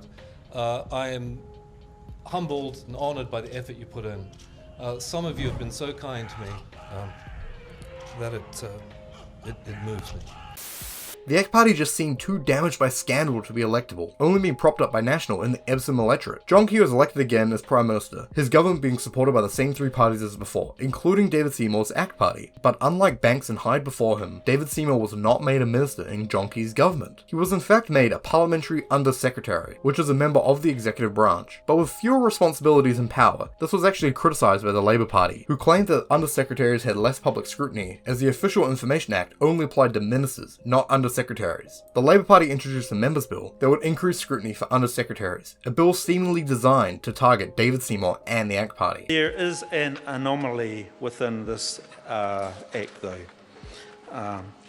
The anomaly is that it does not include parliamentary undersecretaries. Parliamentary undersecretaries are not under this bill, and my bill seeks to fix that anomaly.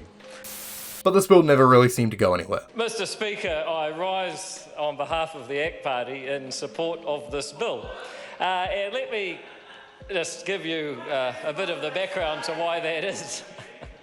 Mr. Speaker, this bill is completely pointless, and it also blurs constitutional lines within New Zealand's arrangements in quite a damaging way.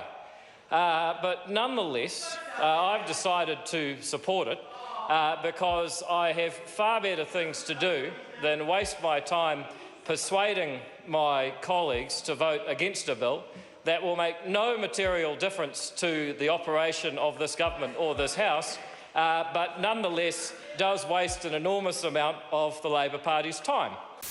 But why was David Seymour an undersecretary instead of a minister? Well, it was by Seymour's own choice. He chose the position so it would create more of a separation between National and the ACT Party, giving ACT the ability to criticise the National Party more openly. The interests of the ACT Party would be served better by not taking ministerial jobs. If you look at what happens to minor parties when they go into coalition, they tend to lose into cabinet. They lose their ability to be critics of the government. In that process, they lose their distinctive identity. They become seen as poodles of the government.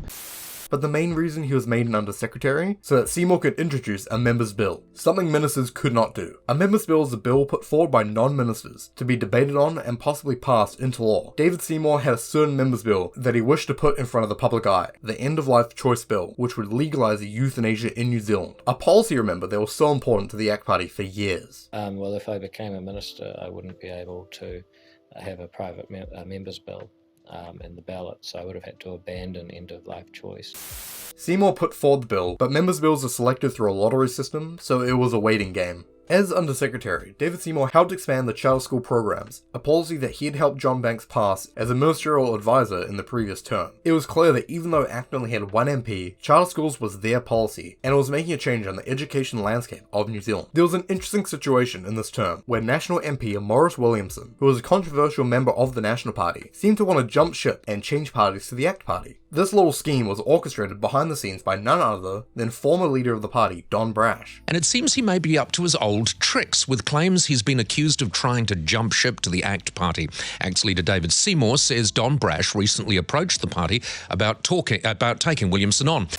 This would have doubled the voting power of the ACT Party and would have given them more influence in Parliament. But David Seymour and the ACT Board did not allow Morris to join the party. They claimed that it would look to New Zealand as a dirty scheme to increase their power and would be bad optics for the future of the party. You went public in a newsletter and said that this approach through Don Brash had come to the party, and the party said no. Well, that's right. We put a tidbit at the end of our newsletter, and a lot of people seem to have found it to be very interesting. Well, because it makes a fool of Maurice Williamson. Was that your intention? No, not at all. But what I do know is that you can't lead a party, try to rebuild a party, and offer a party that voters can confidently vote for when you have this kind of backdoor swirling stuff going on. So we put it out in the open and made it clear that this is not how we do politics. If we want to expand the ACT caucus, and we certainly do, we'll put it to the voters at a general election. Okay. It seemed to be an ethical move by a party that was so damaged by scandal and corruption, showing that there could be something brighter on the horizon for the party. On the 8th of June 2017, months before the next election, the End-of-Life Choice Bill was put forward to Parliament. The clerk has been informed of the introduction of bills. End of Life Choice Bill, introduction. Those bills are set down for first reading. This was big news. Now it was time to see if David Seymour could get it through Parliament, just being a single MP. But there will be another election before that would happen. As a lead up to the election, David Seymour released his own book, called Own Your Future, a liberal vision for New Zealand in 2017. This book was a way to drum up interest for the party, and to work as a half manifesto for the party, similar to Richard Prebble's I've Been Thinking. It outlined ACT's policies like euthanasia, charter schools, and their tough on crime policies. It was definitely not as radical as Unfinished Business, as it was more of a list of the policies that the ACT party was running on, as the party had all but abandoned its intentions to implement Erogenomics 2.0. Roger Douglas actually made a statement how he was disappointed that Seymour was so focused on euthanasia, as he did not see it as the main policy for the leader of the ACT party to be pushing, as in Roger Douglas's eyes, the party should be pushing for more radical economic reform, like the party was designed to do. To be honest, David Seymour's book was kind of uninteresting, not as radical as Unfinished Business or I've Been Thinking, and it was a pretty generic read on party policy. I feel like it was just a list of policies that he could have just posted online. The 2017 election rolled around, and even though David Seymour had shown himself effective, ACT's polling was still terribly low, so low that it looked like it would just be him by himself yet again. The political landscape had changed drastically in the last year. Prime Minister John Key had resigned, allowing Bill English to take over as Prime Minister, and Labour's new leader, Jacinda Ardern, was gaining massive popularity, making it seem like Labour could actually win the upcoming election. National's Epsom candidate essentially endorsed David Seymour for the seat, however, claiming that he was only aiming for National to receive party votes in Epsom. So the election came around and ACT only won Epsom, with 0.5% of the party vote, even less than last time. It just seemed impossible for ACT to fix their poor image. Labour did in fact find a way to win the election, even with fewer votes than the National Party, and formed a coalition government with the New Zealand First Party and the Green Party. This pushed David Seymour in opposition, but in opposition, the first reading of his euthanasia bill was put forward, and the ayes are 76, the noes are 44, there are no abstentions, the bill will be read a first time. Unlock the door.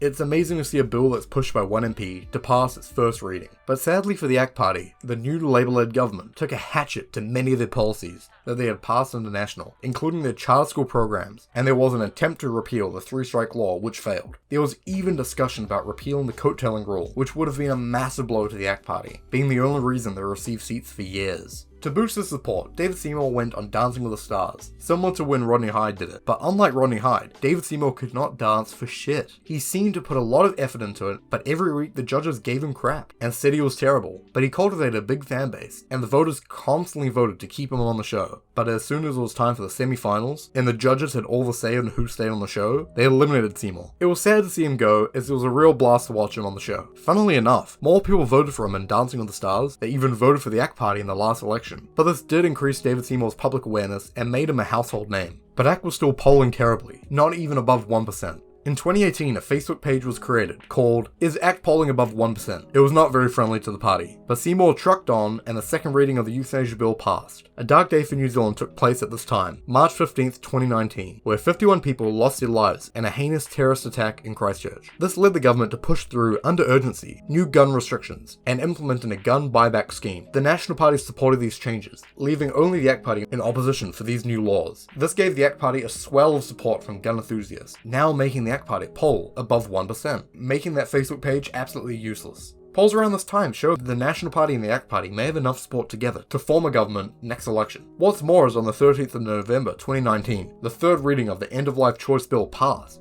The ayes are 69, the noes are 51, the ayes have it. End-of-Life Choice Bill, third reading. Unlock the doors. Unlock the doors. This would legalise euthanasia in New Zealand, as long as it passed a national referendum that would take place at the time of the next election. This was a massive move by ACT to show that they were able to push through change with one MP, as well as doing it on the opposition benches. But then came 2020. The global pandemic created a surge of support for Labour and Prime Minister Jacinda Ardern, where the public seemed to agree that Labour had handled the pandemic appropriately. The National Party went through turmoil, with multiple leadership coups at the time. This allowed ACT to swoop in and take up many of National's supporters, boosting their popularity even more. It just seemed like everyone had forgotten about the ACT Party's previous scandals overnight, only remembering David Seymour's ACT Party. Seymour had made ACT more appealing. One of the hottest topics in New Zealand was house prices, which ACT had policies aimed to incentivise the building of more houses, mostly by decreasing regulation. Policies that Jamie Whyte had been pushing back in 2014. Housing had gone so bad that even David Seymour couldn't afford to buy a house. But it did come out later that he was actually talking shit about that. And he actually owned 3 houses that he kept in a trust. Honestly, this lie was not a big a scandal as it probably should have been. But the election came around, and in addition to the euthanasia referendum passing, the ACT Party winning Epsom, in which National had more or less endorsed him yet again, ACT had received 7.6% of the party vote, giving them 10 MPs in Parliament, the most the party has ever had. There was a myriad of different reasons for their resurgence, but personally I think the main reason is that David Seymour was able to improve his own personal brand so much that people had forgotten about the damage of the party brand. I would compare this political win to Peter Dunne's accidental political rise in 2002, when he went from 1 MP to 8 MPs, but David Seymour didn't really seem to like this comparison. Prominent members of David Seymour's new caucus include his deputy, Brooke Van Velden, who worked as a parliamentary aide to help David Seymour pass his euthanasia bill. Brooke and Seymour have a similar relationship that Seymour and John Banks had, seemingly grooming her for leadership. Another high-profile MP is Nicole Mackay, who is most famous for being a gun rights lobbyist, indicating that gun rights have now become a core policy for ACT. ACT is still in opposition as Labour won a parliamentary majority, but ACT is able to play the opposition well, similar to how Rodney Hyde used to criticise the government. ACT is now constantly in Labour's case, criticising every policy, every action that they make. ACT is basically acting as the primary opposition party, even releasing alternative budgets whenever Labour reveals theirs. David Seymour is even seen on preferred Prime Minister polls, even above the leader of the National Party, a party that is still in leadership turmoil. ACT are constantly polling exceptionally. The sky seems to be the limit to how far their polling numbers can climb. Seymour has done a few stunts this parliamentary cycle that has gotten criticism. Like, as I'm making this video, he posted a government code on social media designed for Maori people to get priority COVID vaccines as a way to sabotage the Maori priority vaccine rollout. But what is in store for the ACT Party in the future? Who better to ask about the future of the party than their current leader, David Seymour, as well as former leaders Don Brash and Jamie Whyte, who I sat down with and asked this very question. What do you think about the future of the ACT Party, where it's going? I've heard you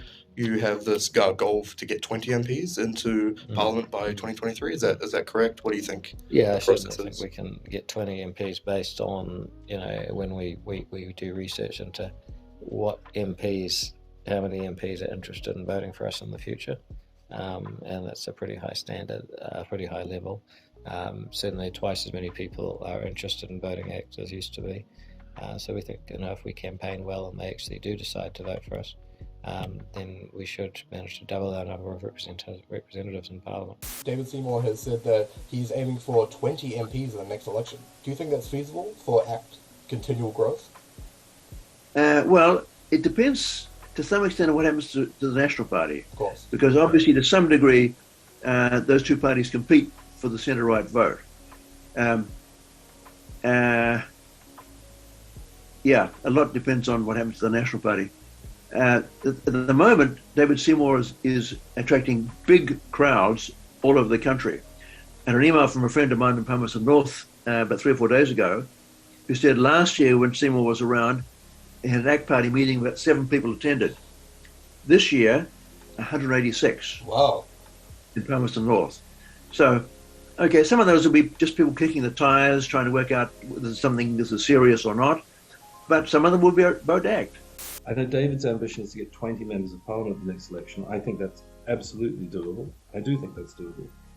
I think the bigger ambition would be to become the main party that isn't Labour, right? To replace National as the opposition to Labour. I think to have a principled party opposing National, opposing Labour, would be fantastic. ACT has been a constant variable in New Zealand's parliament for decades, even though their platform has not stayed consistent throughout the years, and if David Seymour can be believed, they'll be around for years to come. And in greater numbers.